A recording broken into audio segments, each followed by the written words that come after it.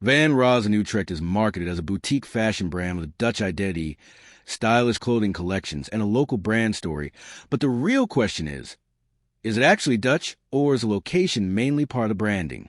Now, to be fair, using a city or country in a brand name is not automatically suspicious. Many online stores use location-based branding as part of their image. What it does well: professional-looking website.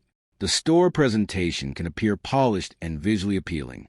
Fashion styles may look attractive. The clothing designs often follow trendy and modern styles. Where the concerns start appearing: the Dutch identity may be difficult to verify. This is the biggest issue. Some online fashion stores strongly emphasize cities or countries while providing limited independent evidence of a substantial local presence. Branding and business operations can be different things.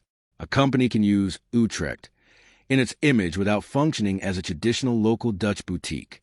Independent public history may be limited. When there is little third-party information, judging long-term reliability becomes harder. So, is Van Rozen Utrecht actually Dutch? Short answer: the branding may be Dutch-inspired, but that does not automatically confirm a strong local Dutch business presence. Thanks for watching. Don't forget to like and subscribe for more videos.